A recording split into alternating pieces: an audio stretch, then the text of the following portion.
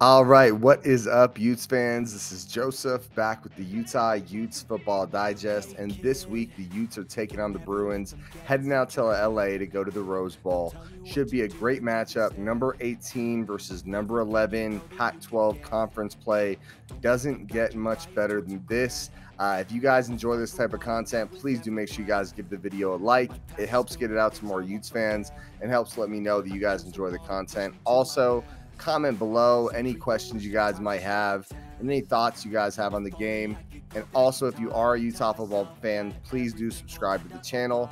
We'll be putting out Utah Utes football content all year round, and I'm sure it should be right up your alley. And on that note, let's go ahead and dive into the matchup. Go Utes. And when they finally think you're wounded, then it's your chance to be ruthless.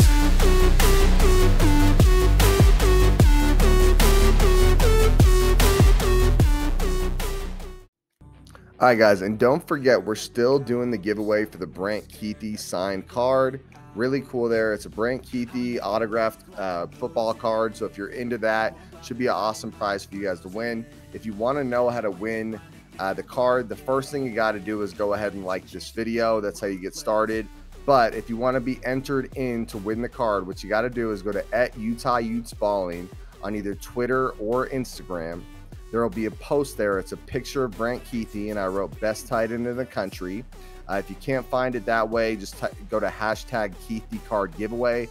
But on Twitter, what you'll have to do is you're going to like the post, retweet the post, and comment below best tight end in the country, and you'll be entered in. If you're on Instagram, all you got to do is like the post and comment best tight end in the country under the card. And on either site and on here, if you guys follow and subscribe to all my channels, you'll get a couple extra entries. So make sure you guys do that as well. All right, guys. And the first thing we're going to want to take a look at is the rushing yards per game for both teams. This is kind of the bread and butter for both offenses. I was a little shocked, actually, at how high UCLA is on this list. I figured they'd be high, but I didn't know they'd be quite this high. So if you look here, you're going to see that UCLA is number 18 on this list, and Utah is number 27 on the list. So they're averaging roughly 19 yards per game more than us on the ground. I would say when you look at this, these are two really good rushing teams we're talking about, UCLA and Utah. But when you look at that, I do think it is worth taking into consideration the talent both teams have played. I think in general, the talent we played, especially when it comes to, running the ball against the talent you're playing against. But either way, both teams should be pretty dang formidable when it comes to running the ball. We're talking about different talent that we're playing against here, but I would say that UCLA did play Washington. I don't think Washington had a fantastic defense. But it's not like they're just playing, rollover teams. This only counts FBS football games. So Utah 75th and UCLA 20 for passing games. So UCLA's definitely got a big advantage there. All right, now looking at the defense. So UCLA for defense is number 4 in the freaking country at 78.8 yards per game. I do think that is slightly inflated. They did get some early leads on some teams, and I think it did lead to the other team having to throw a lot rather than run the ball. But still, I mean, however way you want to cut that, it is very impressive to be number 4 in the country and allowing less than 80 yards rushing per game. That's pretty wild. Utah also, right in the middle of the pack when it comes to rushing defense. Like I said, some good rushing teams in there, some really good teams in there for Utah, and some not so good teams in there for Utah, right? We had a mix of the two, but 63rd in the country at 143.5 rushing yards per game. Has a really big advantage. Utah is number 17th in the country in passing yards per game, allowing less than 185 passing yards per game, 183.8. So it's really nice. Teams definitely have struggled to throw on us with a great DB core and a front seven that can generate pressure really well at times. UCLA is number 71 in the country at 241.3 yards, but I do have to keep things, fair. Just like I said, the rushing yards per game against their defense is probably inflated in a good way. The passing yards per game against their defense is probably inflated in a negative way. They're probably more like 60th to mid 50s, because they're getting up on teams early and then those teams have to air it out to get back into the game. So that is a factor when you look at those numbers. But either way, Utah all year has been a really good pass defense. And this could be a spot where we can take advantage of UCLA maybe not being an elite team covering the pass. All right, and so we just looked at all those numbers, and I think UCLA definitely had the edge in a lot of the numbers we looked at outside of pass defense, which Utah is a very good pass defense team. But this is where those numbers start to be explained a little more. This was called strength of schedule. If you guys aren't aware, basically it looks at the strength of the teams you've already played. So whatever your record is, whatever your stats are, how good are the teams you actually got the stats against. So Utah at number 32, basically a top fourth of the country. We have one of the top 32 schedules in the country. So pretty good schedule for Utah, definitely a tougher one. For UCLA, the story is a little different. UCLA is 71st strength of schedule in the country. So kind of tough there, right? UCLA is not exactly playing the cream of the crop and definitely not playing teams to get those numbers when you look at when you compare it to the caliber of team that Utah's been playing to get their numbers. All right, so what do those numbers tell us? So we broke down both teams. We looked at the strength of schedule. We looked at what both teams are good at. What do those numbers tell us, and how should Utah look to attack this UCLA team? So first off, on defense, we'll talk about their stars in a minute, and we'll talk about who specifically we have to limit. But I think for me, when I look at that defense, or when I look at their offense, I think on our defense, we're going to want to limit the run. They can run the ball really well, and I think the run is what opens up the pass for this team. They don't have any star receivers. We'll talk about some of their players soon, but they don't have any like superstar receivers. I think if we can limit the run, we can force them to throw, and we're one of the best pass defenses in the country. Let's put them in a situation that makes them a little uncomfortable and see how they do, right? We had some issues with Travis Broughton over the past couple weeks, but in general, it's a really good DB core, and we can stack the box and try to stop the run. Their run game will not be easy to stop. I'm not checking a box and saying we're just going to load the box and it's over. This is going to be a tough team to stop the run against. They are very, very good at running the ball. Now, on offense for the Utes, so it's a throwing game plan, right? They're a really good rush defense team, but they don't seem to be as good against the run or against the pass. I do think you need to test them with the run. I do think this could be an artificial, really good run defense, which basically what I mean by that is that it's artificially looking like a really good run defense. So what I would say is we start off balanced. If the run game is not working, we bail and we start throwing the rock. There's no shame in that. It could be a great move if that's what we need to do. I see this being a game where Cam gets over 300 yards. I think he's going to light it up. I think we're going to see a big-time game from Cam, especially, because this is probably going to wind up being a shootout and a high-scoring game. I really think we're going to light up the scoreboard, but I think we keep pounding that rock away, keep them honest, and who knows, maybe this is a facade how good their run defense is because of the strength of schedule they played. And even though the strength of schedule is 71st, I feel like a lot of those teams when it comes to rushing the ball aren't exactly fantastic. Like a Washington, they're definitely more throwing it. Michael Penix was considered, a guy for the Heisman up until then. So I think on defense, we crowd the box. We force them to throw. They'll be able to throw. It's not like we're shutting this team out. I don't see that happening. But if they start running the ball at will with Zach Charbonnet and doing option plays with BTR, that's where this game's going to get tough for us, and this is going to be probably a tough look for our defense. We force them to throw. We use our good pass coverage to limit their offense and keep them to under 28 points or so. Then on offense, we work our run game in. We don't give up on it, but we use our pass game as the primary weapon, right? Let's test them. Let's throw the passes out there. We got a team of studs at receiver. Not just a receiver, but a tight end. We got Micah Bernard out of the back, or Mekhi Bernard out of the backfield, and give Tavion the rock a few times, see what we can do. So that's how I see us attacking this team. And now next, let's go ahead and dive into the PFF grades and see which matchups we can take advantage of and how we actually match up with this team. is what defines. So I won't give up, I'm gonna make it to the top. I don't care. All right, and let's go ahead and start with the offense for UCLA as we look at these PFF grades. So I think the first one we're going to want to look at is going to be Dorian Thompson-Robinson. Check him out here, 138th quarterback in the country, number one. Offensive grade for the guy is a 70.4. Running grade or passing grade is a 67.2. Rushing grade is a 68.2. So one thing I think that I automatically have spring to mind when I see that is that the way this guy gets hyped up, the way the highlights are all over the place, you would think that grade would be higher.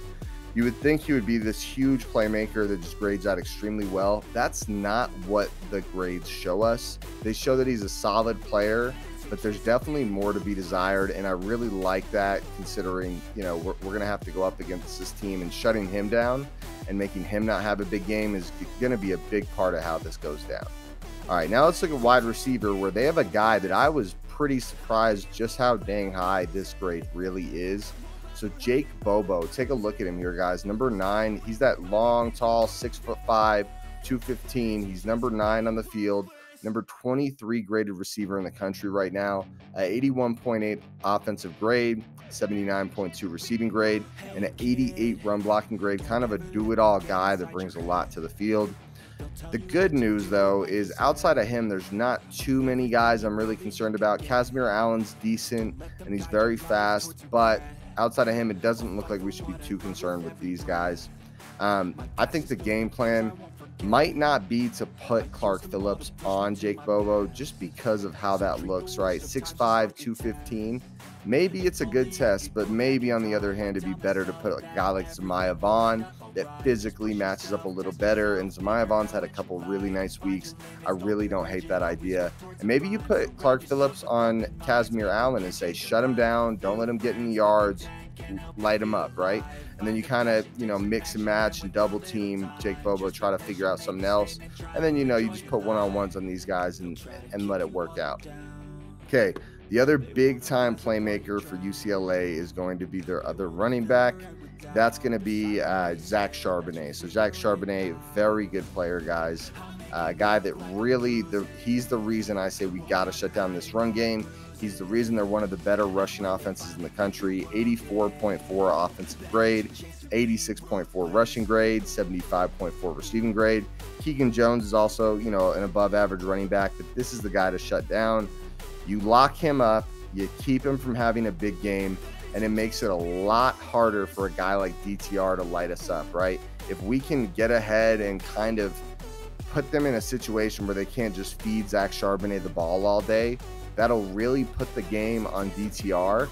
And I like putting the game on DTR's shoulders a lot more than I like it on Charbonnet. Charbonnet's a better player from what I'm seeing here.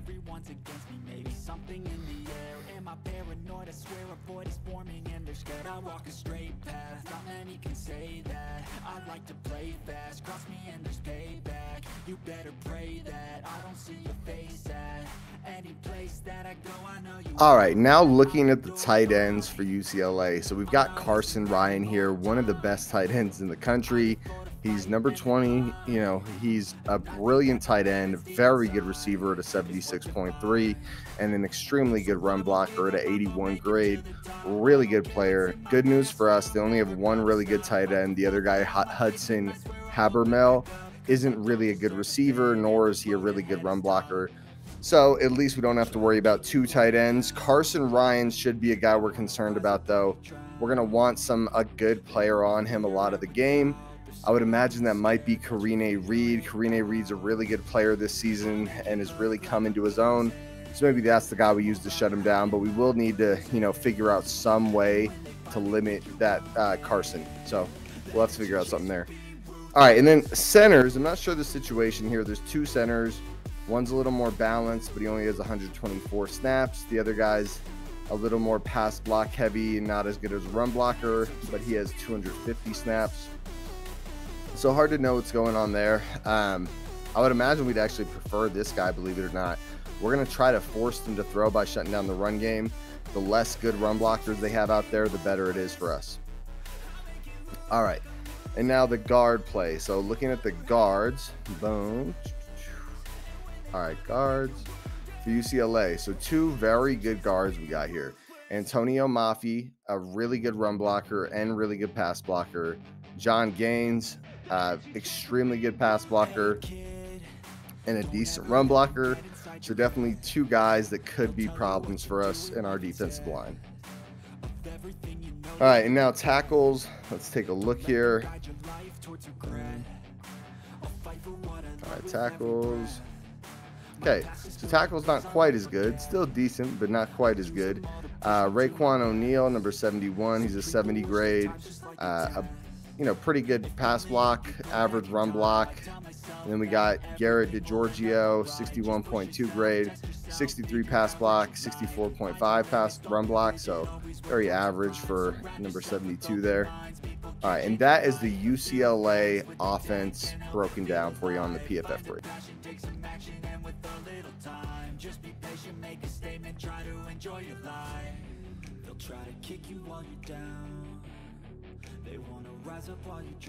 Now let's go ahead and take a look at the defense for Utah. Take a look at the screen, boys. Look what this is. I didn't filter this at all. Look who the number 1 freaking corner in the entire country is. Clark freaking Phillips, bro. Clark Phillips is the number 1 corner in the country according to PFF. 91.1 coverage grade. Against Oregon State, it felt like you did not want to throw a ball in his direction. And no matter what we do with this guy, and no matter what the game plan is, he's a super deadly weapon. Also pretty damn good in run defense. So awesome corner there in Clark Phillips. Let's go ahead and pull up the rest of our crew here at corner. So this doesn't surprise me. I called it out after the game last week. Travis Broughton was letting people wide open, bro. And this is another thing that I called last week. And, I'm not bragging. I'm just being honest. I made these calls and I said this stuff. Zamiah Vaughn looked awesome, right? I'm sure we all saw Zamiah Vaughn look awesome, but he is a guy that I've been high on for a while. And I think it's time to make that change. Seriously, I think Zamiah Vaughn could go toe-to-toe with Jake Bobo. If you wanted to go one-on-one, he has the size to do it. And I think it'd be a very good matchup. I'm sure Jake Bobo would catch some passes, but he would limit him at the least, right? I worry about having Travis Broughton out there as that number 2 corner. I hear people tell me all the time, like, hey, like, Travis Broughton's not that bad. He's a decent complimentary corner. Like, that's not what I see, guys. I see a 50 overall grade for Travis Broughton. But anyways, on to the positive. Awesome to see Clark Phillips doing so well. Oh, wait, not for UCLA. We'll look at UCLA defense later. But Utah, the safeties, both grading out above average. Safeties, RJ Hubert, a 51.4 run defense grade, a 71.5 overall, or 71.6 overall grade, and an 80.2 coverage grade. So still elite coverage. And his run defense grade, even though that grade looks very bad, a lot of that is from the first 3 games. This thing was like a 28. So you got to imagine over the past couple of games, it's been in the 70s, which is very good. And I've seen it on the field. I'm pretty sure we'll see these grades keep going up. Same with Cole Bishop. The run defense grade has gone up quite a bit, a 70.1 overall grade, really good pass rush grade at a 91.5, and a 73.8 run defense grade. Coverage grade, 57, not great, but at the same time, it really is starting to feel like that's just not his cup of tea. I'm sure he'll continue to improve at it, but he's really an in-the-box safety. Let him go in there and hit people, dude. Don't try to make him something he's not. Let him cover when he has to. So that's kind of how I feel about that. Karine Reed, the number 10 linebacker graded out in the country. Really good stuff. Really good stuff. 83.4 defensive grade, 71.0 run defense grade, 71.2 pass rush grade, and an 86.9 coverage grade. Damn, bro. You want him on the tight end. I would be shocked if that was not involved in the game plan somehow. Lander Barton and Mahmoud Diabate, it looks good. It doesn't look fantastic with these two, rotate them in and out. Let's ignore the snap minimum and see what else we've got going here. So Hayden Fury, really good coverage grade, but it's only on 10 snaps. Andrew Mateafa, bro, I'm going to be a little annoyed if he doesn't get a little involved in this game. I could see them rotating him out with Lander Barton maybe a little bit. You know, Mahmoud Diabate is grading out really well against the run. So is Andrew. So is Karina. You kind of want those guys in this game against a good, you know, running team like this, because I really think a big key to this game is shutting down that run game. All right, interior defense. Let's take a look here.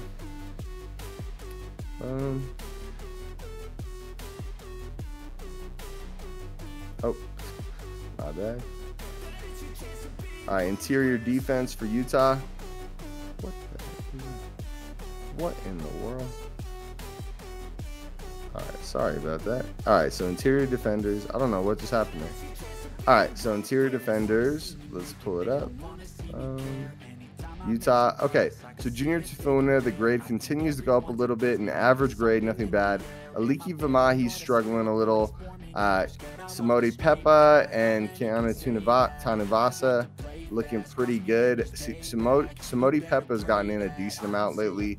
I wouldn't be surprised to see Aliki Vamahi rotate out a little with him with that bad of a grade. That's kind of concerning, especially how good these guards are. So, and it looks like Peppa's, you know, pretty damn good against the run. So I would not mind seeing him rotate in there and get out a little bit and get what's his name, Vamahi out a little bit.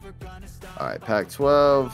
All right, now the edge defenders. Okay, Gabe Reed still grading out really well, solid against the run. Jonah Ellis really good against the run, and a decent slew of edge rushers here. And we definitely rotate these guys in and out, so got to be happy about that. It's funny, none of them, it matters. Like, look at all these guys. Every single guy has over 100 snaps. I mean, these guys all get playing time in this defense. So that's the defense for Utah, kind of seeing how they'll match up against UCLA.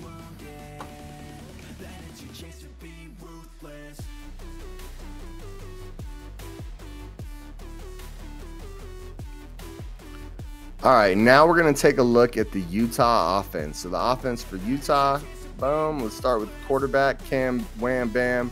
Thank you, ma'am. Rising. Ooh, really good game or grade for Cam Rising. Number 33 quarterback in the country at 85.6 grade. For reference, that's 15 points higher than the grade that DTR has against a much tougher schedule than what DTR had. 81.2 pass grade, 77.4 run grade. Guys, this is just the truth of it. Cam Rising's going to be a big part of how we win this game. He really is. He's looking fantastic, and him stepping up to the plate and showing what he's capable of is going to really matter when it comes down to what we're able to do out there. All right, Pac-12. All right, Utah. So this is wide receivers. Hot damn, bro. Devon Vele, a 73 overall grade. That's really nice, dude. That is awesome. He looked great last week. 73.0 receiving grade and an average run blocking grade.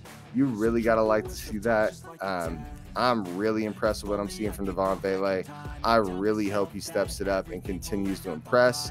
Money Parks has gotten a lot of snaps, grading out average, nothing crazy impressive, but a guy that looks solid. The one I'm really impressed with, guys, is Jalen Dixon. I'm pretty sure he had one catch and one run last week, and they both went for 19-plus yard touchdowns. He looks awesome, bro. 56 offensive snaps, 99 for Money Parks. I'm sure they'll continue to rotate in and out, but Jalen Dixon for me is a guy I really want to see more of. You know, Solomon Enos, guys, is what it is, 52.8 grade. I think for me, I'm all right with what I've seen. I don't need to see too much more. You know, if they bring him out there and they have faith in him, is what it is. But I think Money Parks and what's his name, Jalen Dixon are much better off getting those reps. Is what it is. All right, so halfbacks for Utah.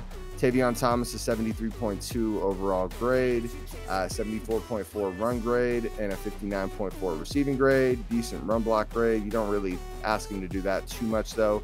Mekhi Bernard looking pretty damn good, guys. Check this out. He's got a 76.9 run grade that's higher than Tavion, and you can tell with the eye test when you see Mekhi Bernard out there. 74.3 receiving grade. Definitely a guy I'd like to see some more of. How's Jalen looking? Okay, damn. Jalen's been getting a lot more carries, too, for that grade to still be so high. That's pretty exciting. It's not like this guy isn't getting a lot of carries. It's like 57 offensive snaps, but he actually has more runs on the season than Mekhi Bernard does, and he has 16 receiving plays. So definitely worth considering. I mean, That's a really good grade. He's grading out in the run game higher than Tavion and Makai. I really like to see that. Hopefully we could see, Jalen really start to develop over these next couple games. All right, let's see how the tight ends are doing. We had a little bit of a situation at tight end with Brent Keithy going out. And on that note, don't forget about the Brent Keithy card giveaway. Go to @UtahUtesBallin on Twitter and on Instagram. You just go, there's a picture I put of Brent Keithy on both pages that I said best tight end in the country, and you just go there, you like it, you retweet it, and you comment best tight end in the country. You don't have to retweet on Instagram, obviously, but make sure you guys follow me on both platforms, and I'll give you an extra entry into the competition. So we take a look here. Logan Kendall grading out super well. Really good run blocker, really good pass blocker, and actually a decent receiving grade. I think he had a catch last week. Dalton Kincaid, still a really good receiver. You want the run blocking higher, but the pass blocking's good and the receiving's very good. Thomas Yasmin, 74.0 receiving grade. This is on 80 snaps. You got to be excited about that. You'd like a better run blocking grade. For how big this dude is, honestly, 6'5", 251, it's something I noticed when I watch him. He's not a very good run blocker. So hopefully he can. It's not even that he's not wanting to hit people. It's like once he locks up with them, he struggles after that. But hopefully that improves. Still a very good tight end room with or without Keithy. Boom. All right, centers. Let's take a look. I'm really hoping we saw some improvement from this offensive line. The eye test didn't look amazing, but it didn't look terrible either. Paul Miley continues to have really good pass blocking grades. Guys, 85.3 is a very high grade. Little below average on the run blocking grade, but honestly, what we're going to need in this game is really good pass blocking. So you got to love to see it. All right. And now offensive guards for Utah's offensive line. Let's take a look here. Bam. All right. Okay, so Keaton Bills, continuing to step up to the plate. So he's number 51, 68.5 offensive grade, 75.4 pass blocking grade, below average run block. You guys, I'm sure you guys can tell, just like me, when you watch the game, the run blocking grade from basically the whole O-line is not fantastic, but the good news is the pass blocking grade's not bad. Michael Mokofisi, I didn't touch on it. I kind of moved on from him, but he really needs to step up. I wouldn't be surprised if we start to see a change there if he doesn't improve soon. Okay, Braden Daniels, 67.6 offensive grade, extremely good pass block grade at 81.2, below average run block at a 60. Malmea struggling a little bit this year, guys, at a 62.4. Run blocking's pass blocking's pretty bad, and the run blocking's a little below average. You don't like to see that. All right, and that's going to be the offense for Utah as we head into UCLA. All right, next we're going to go ahead and look at the UCLA Bruins defense. Let's take a look here. You can see in the background there, Clark Phillips, the #1 corner in America right now. Okay, Devin Kirkwood, pretty good corner, 73.9. Run defense grade, that's pretty good. 68 pass rush and a pretty decent coverage grade. Wouldn't be surprised to see them put him on Bailey. I could see Bailey winning that matchup, though. Hopefully he can prove himself again this week. The great news is the other corners don't seem to be very good. Not that this is terrible, but it is below average, and this is this is like the pretty bad area. So I would say that we should be able to match up well with them, spread the field a little bit, and with all the different talent we have at wide receiver and tight end, I could see them having some problems with that. All right, now safety. So how are they going to do, helping out in the box and helping stop us from getting over the top on them? All right, boom, let's take a look. Okay, so Stephen Blaylock, very good grade here. This is very, very good. And it's coverage, it's elite coverage grade. So he's probably going to be hawking over the top, coming down, doing one-on-one man coverage. It's a 87.2. Damn, that's good. Good thing is the other safeties don't look super good. This guy's below average, and this guy's freaking terrible. So hopefully we can take advantage of that. Bam. All right, linebackers. All right, linebackers for UCLA. Okay, one really good linebacker in John Vaughns. I feel like I've heard of this guy before, number 21. 80.4 overall grade, extremely good coverage grade. Would not be surprised to see this guy on Kincaid. That if I was them, that's how I would use him.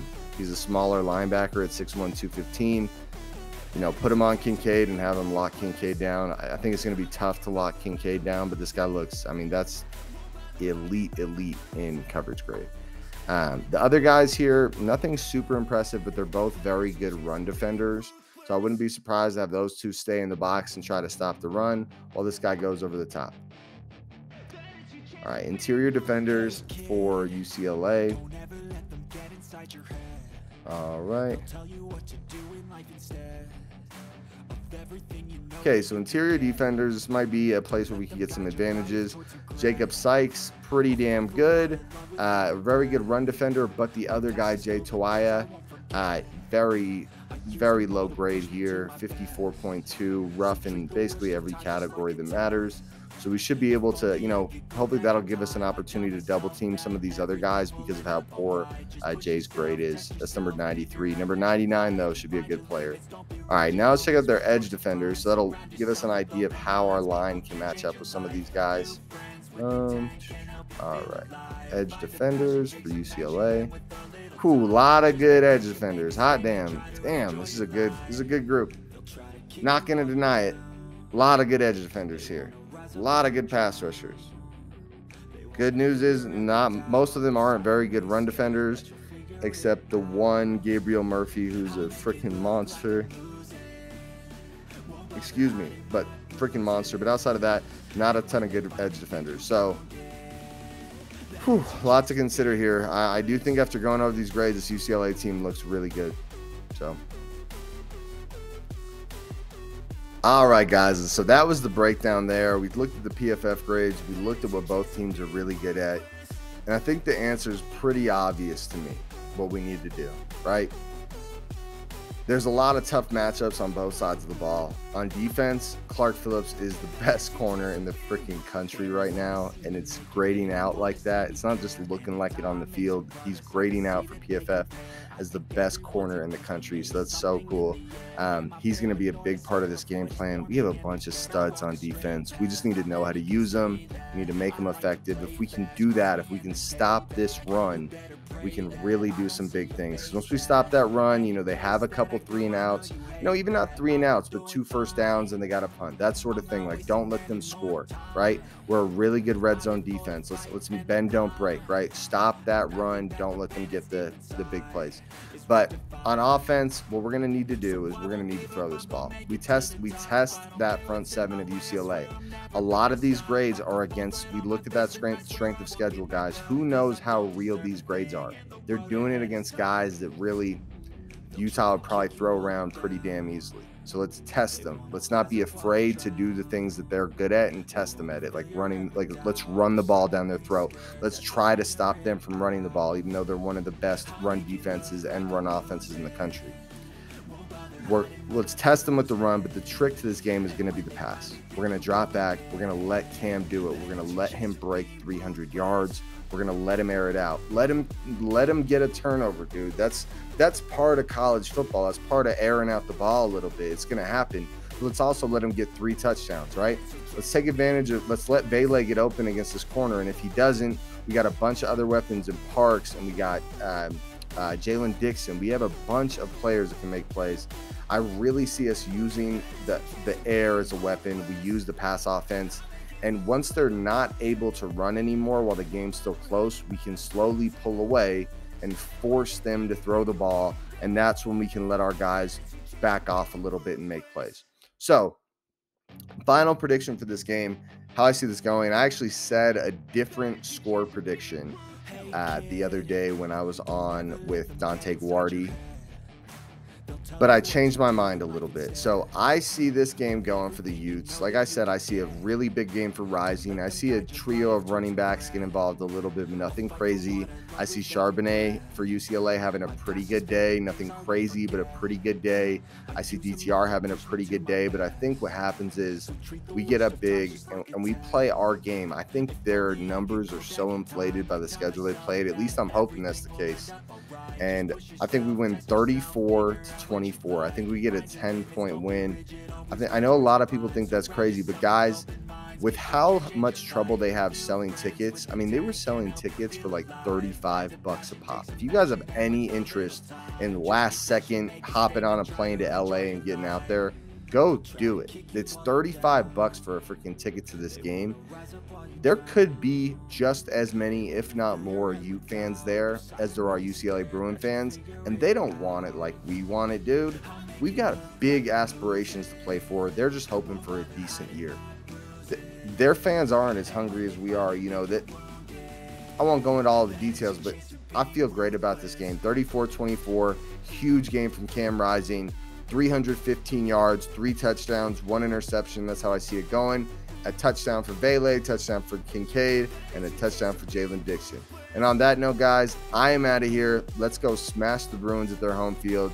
And above all, make sure you guys like, comment, and subscribe. I'd love to hear what you guys have to say.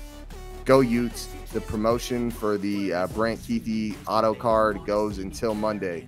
So if you're seeing this before or after the game, make sure you guys go to Instagram, go to Twitter, go to @UtahUtesBallin, go to the photo of Brant Keithy, like it, retweet it on Twitter, and comment below best tight end in the country, and you will be entered into the competition. I'm excited to send this out to one of you guys. I'm out of here. Have a good one, guys. Go Utes. And when they finally think you're wounded, then it's your chance to be ruthless.